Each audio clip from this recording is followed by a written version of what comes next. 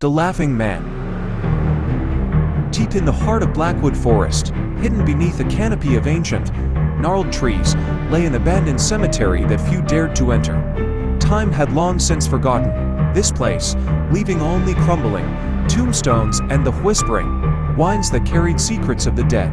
But those who wandered too close at night spoke of something far worse, something that did not belong to the living.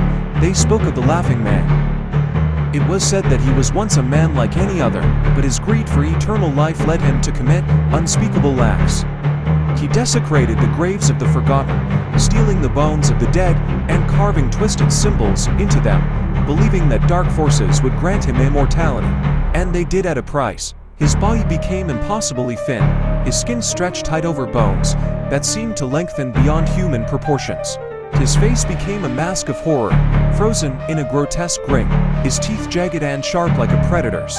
Worst of all was his laughter, a ghastly, echoing sound that carried through the trees like the wail of the damned. The stories were enough to keep most people away, but not Daniel and his friends. They were skeptics, thrill seekers who prided themselves on debunking ghost stories.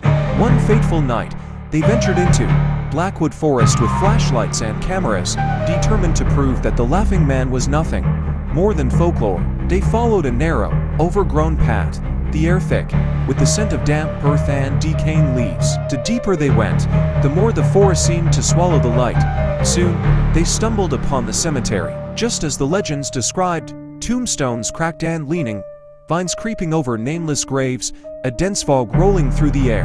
The only sound was the whisper of the wind through the trees. Then, the laughter began. It started as a distant chuckle, barely audible, like a cruel joke whispered from the shadows. Daniel turned to his friends, expecting them to be playing a trick, but the look in their wide, fearful eyes told him otherwise. The laughter grew louder, more distorted, filled with something unnatural, something wrong.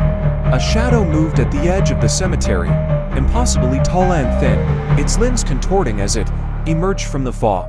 Its hollow eyes glowed faintly, its grin stretching wider than any human mouth showed. The Laughing Man was real, and he had found them. The group bolted, their screams swallowed by the night. Branches lashed at their faces as they ran, but no matter how fast they fled, the laughter followed closer, louder, inescapable. One by one, the laughter claimed them. By morning, only Daniel was found, his body huddled at the edge of the forest, his eyes staring blankly into the void. He did not speak, he did not move.